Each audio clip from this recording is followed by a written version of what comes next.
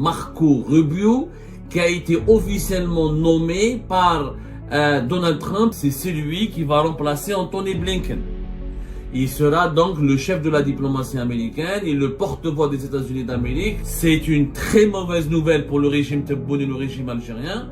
Et les Algériennes et les Algériens qui ne connaissent pas encore Marco Rubio, Monsieur Marco Rubio est un dur, est un faucon. Sa caractéristique, c'est qu'il est extrêmement critique contre toutes les dictatures proches de Cuba ou proches du courant de gauche. Les Marocains disent qu'il est proche du lobby marocain, etc. Il a demandé de sanctionner directement l'Algérie. C'est le monsieur qui a demandé des sanctions contre l'Algérie. Il n'est pas dans l'intérêt de Donald Trump ni des États-Unis d'Amérique qu'il y ait une superpuissance militaire en Afrique du Nord qui menace les intérêts des alliés américains. Le Maroc est un allié des États-Unis d'Amérique. L'Espagne, les Émirats Arabes Unis, ils sont les amis intimes de Donald Trump. Tebboune, grâce à lui, on s'est disputé avec tous les alliés de Donald Trump. يعني تبون وشنقريحة كما يقولون بالجزائر داروها كحلة. L'information a été confirmée officiellement hier soir, le 13 novembre 2024, dans la nuit du 13 au 14 novembre. Monsieur Donald Trump, dans l'élection, a chamboulé les rapports de force dans le monde entier. Elle est en train de chambouler l'ordre mondial. Et nous l'avons même prévu, nous en avons même parlé, que le régime algérien a certainement suivi de près l'évolution des élections présidentielles américaines et que la victoire de Donald Trump signifie beaucoup de choses pour l'Algérie. Le retour de Donald Trump au pouvoir, on en a déjà parlé, va bousculer le monde tel que nous le connaissons.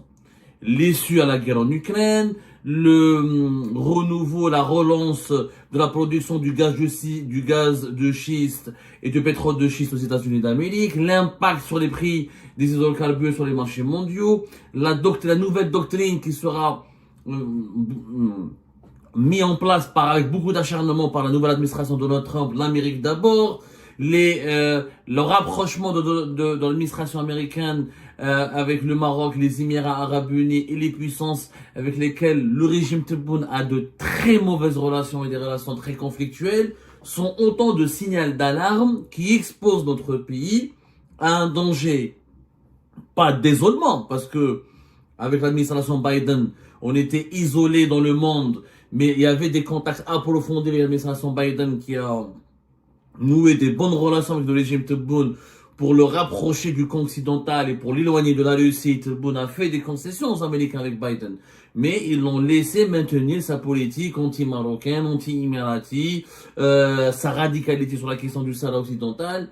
Avec Donald Trump, ça sera totalement différent. Ce n'est pas l'isolement qui nous menace, c'est malheureusement le risque de s'exposer à des conflits ouverts, pas avec les alliés directs de l'administration de Donald Trump. Et l'administration de Trump elle-même pourrait être tentée de classer l'Algérie sur une liste de pays qu'il faut particulièrement bousculer, qu'il faut particulièrement critiquer, qu'il faut particulièrement déstabiliser parce que elle pourrait être perçue comme une menace contre la sécurité régionale et la sécurité des intérêts américains et de leurs alliés. Et cette peur vient d'être confirmée par la nomination à la tête du secrétariat d'État, qui est le ministère des Affaires étrangères, l'un des postes les plus importants du nouveau gouvernement américain. Vous savez, aux États-Unis d'Amérique, ils n'ont pas de ministres, ils ont des secrétaires d'État et des directeurs centraux. Le gouvernement fédéral américain, le nom de ministre n'évoque rien dans le fonctionnement politique des États-Unis d'Amérique. C'est surtout, on parle de secrétaire d'État. Et c'est l'influent sénateur de Floride, d'origine cubaine, Marco Rubio, qui a été officiellement nommé par Donald Trump à la tête de liste de ce que nous pouvons non considérer comme le ministère des Affaires étrangères. Donald Trump, c'était hier, le mercredi 13 novembre, il a confirmé les révélations et les informations qui ont été diffusées par le New York Times.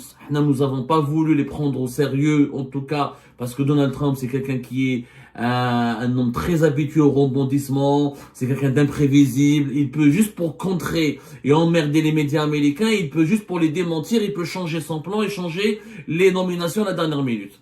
Juste parce que le New York Times a donné telle information, Donald Trump est capable de dire parce qu'il a un problème direct avec certains médias progressistes et proche des courants démocrates, qui est le New York Times, le Washington Post, moi j'avais peur, je me suis dit, capable Donald Trump, il va démentir, et juste pour emmerder, et pour ridiculiser le New York Times, il va dire, ah, c'est pas ça, mon gouvernement, finalement, c'est pas ça, c'est des fake news, j'ai changé, voilà mon véritable gouvernement. Finalement, le New York Times ne s'est pas trompé. Marc Rubio, il a été nommé au poste de secrétaire d'État. Ça a été confirmé par Donald Trump, dans un communiqué officiel, rendu public par Donald Trump. Il y a Marc Rubio, c'est Marco Rubio, c'est celui qui va remplacer Anthony Blinken. Il sera donc le chef de la diplomatie américaine et le porte-voix des États-Unis d'Amérique dans le monde. C'est officiel, Donald Trump a confirmé cette information. C'est une très mauvaise nouvelle pour le régime Tebboune et le régime algérien. Et les Algériennes et les Algériens qui ne connaissent pas encore Marco Rubio devraient aller se renseigner et se documenter très rapidement parce que je crois que l'Algérie va entendre beaucoup parler de lui. Marco Rubio, il a 53 ans, il est né à Miami, fils de migrants cubains, d'immigrés cubains. Il est très hostile, il parle couramment l'espagnol bien sûr, il parle couramment bien sûr l'anglais américain.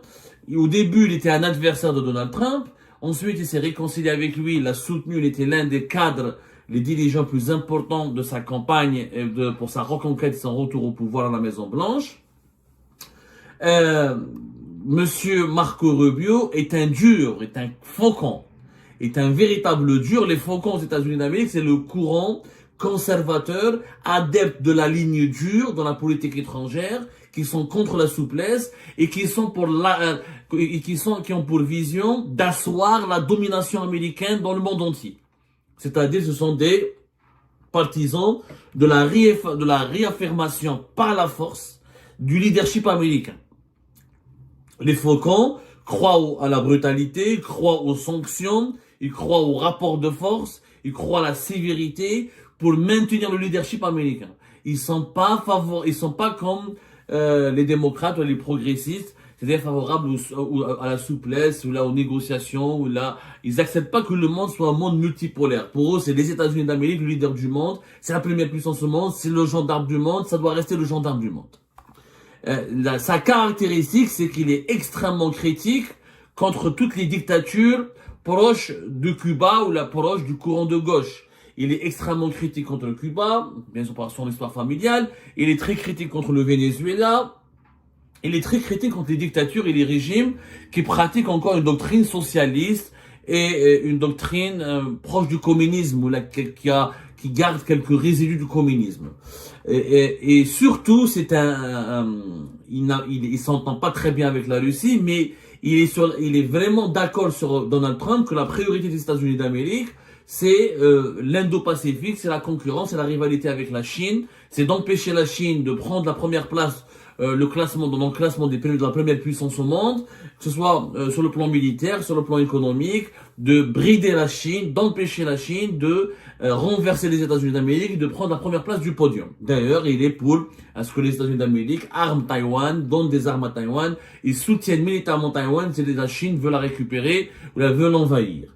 En ce qui nous concerne, l'Algérie, comme c'est une mauvaise nouvelle pour nous, parce que M. Marco Rubio, les Marocains disent qu'il est proche du lobby marocain, etc. Pas tant que ça.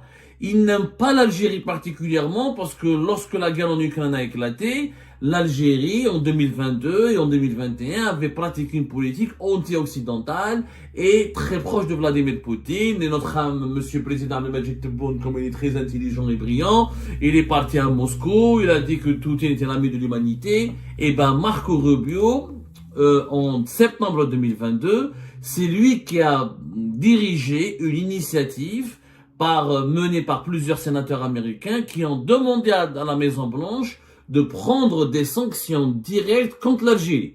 Il avait rédigé un courrier, c'était le 14 septembre 2022, dans lequel il parle de la situation de l'Algérie, dans lequel il parle des dépenses militaires très élevées de l'Algérie et des contrats que l'Algérie négocie avec la Russie.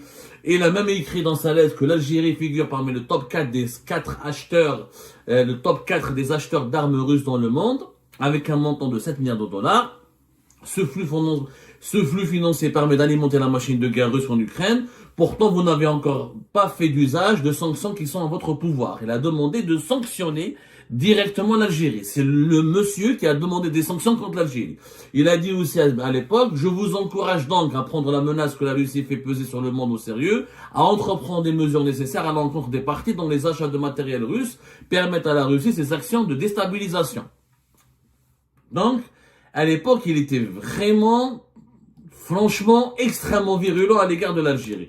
Nous avions parlé, si vous vous rappelez, on en a vraiment parlé, on a fait des émissions à l'époque, en septembre 2022, au Fahamna, etc.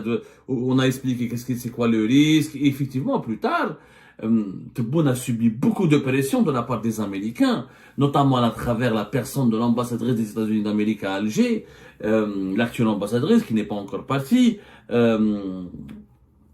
qui a vraiment fait un lobbying. Elle a rencontré Shengriha, elle a rencontré Tebboune à maintes reprises, et le régime algérien était obligé de faire marche arrière sur sa politique favorable à la Russie, et de même de ne pas exposer au grand public, de ne pas assumer une certaine fierté dans ses relations militaires avec la Russie, et les livraisons d'armes russes vis-à-vis de l'Algérie, et le règlement, le paiement par l'Algérie de certaines opérations de commande d'armes auprès de la Russie ont été revus à la baisse. Les contrats que l'Algérie voulait négocier avec la Russie en 2022 et en 2023, depuis de fin 2023 à début 2024, ont été largement revus à la baisse, et l'Algérie, face aux pressions américaines, elle a décidé de revoir sa copie et de ne pas trop provoquer les Américains. Déjà, à l'époque, c'est l'initiative de Marco Rubio a été liée pour quelque chose. Elle est liée pour quelque chose dans ce changement de ton de Tebboune, ou là dans ce changement de position, dans ce assouplissement. Voilà, il y a eu un assouplissement de la part de Tebboune.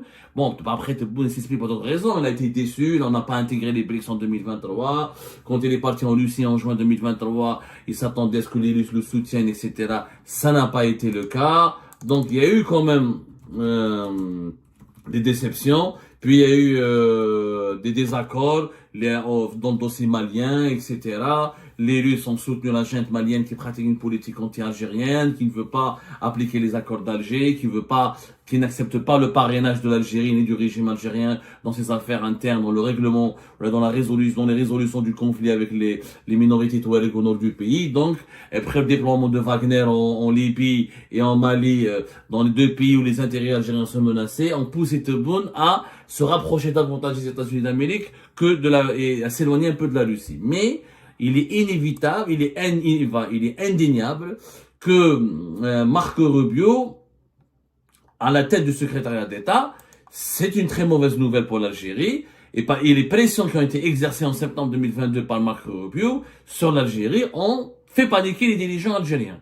Parce que ça a fait bouger l'administration dans la Maison Blanche. L'administration Biden a été obligée de prendre contact avec le régime algérien. Ils ont adopté une position diplomatique, mais tout en étant sévère, avec des mises en garde, mais en restant dans le cadre de la diplomatie. Mais Donald Trump, c'est pas Joe Biden.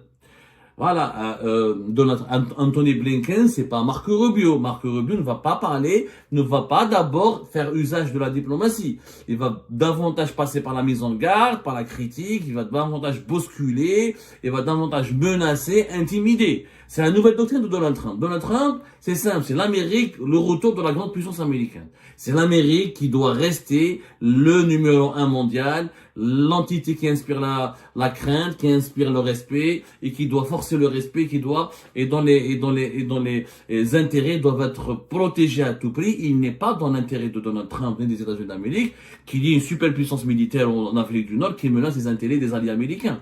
Le Maroc est un allié des États-Unis d'Amérique. L'Espagne, avec lequel nous avons des gros problèmes, c'est un allié, un membre important de l'OTAN et un allié des États-Unis d'Amérique. Les Émirats Arabes Unis, ils sont les amis intimes de Donald Trump. Et il faut savoir que Tebboune, grâce à lui, on s'est disputé avec tous les alliés de Donald Trump.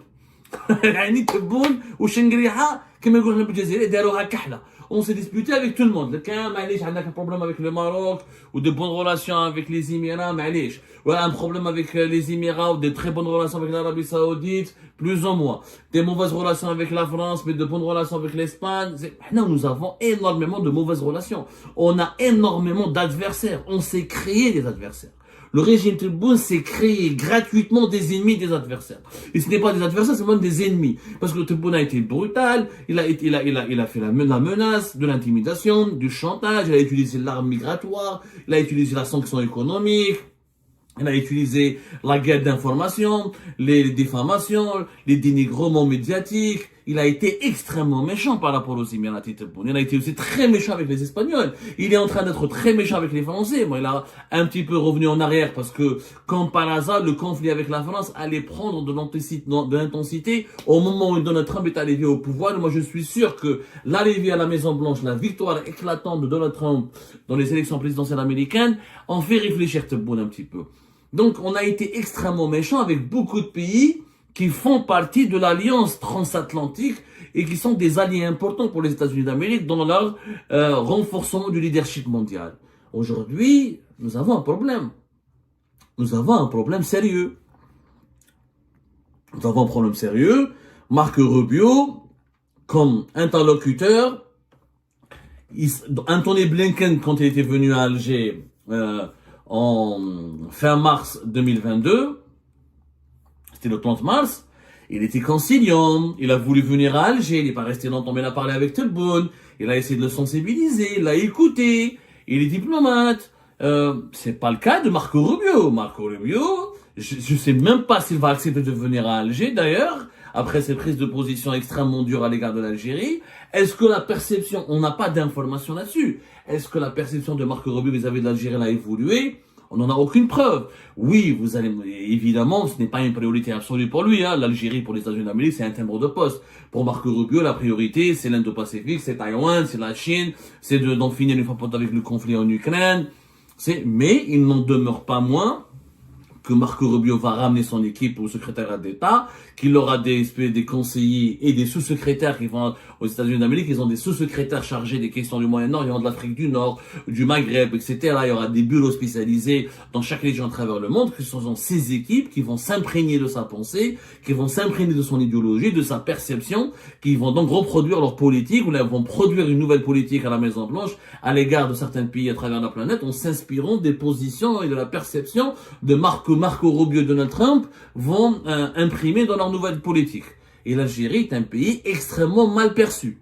Mal perçu à cause de ses positions, encore une fois, hostiles à l'Occident, hostiles aux intérêts américains et aux alliés américains, à cause de ce rapprochement avec des dictatures et des régimes autoritaires que les États-Unis d'Amérique n'apprécient pas du tout, et surtout que Marco Rubio fait partie de cette génération de dirigeants américains qui perçoivent l'Algérie comme un facteur d'instabilité, soit un régime militaire anciennement communiste, lié encore à l'Union soviétique, avec une organisation très soviétique, je crois une petite Corée du Nord en Afrique du Nord, et ça les Américains ne l'apprécient pas du tout. Je parle des Américains de Donald Trump, de l'administration de Donald Trump.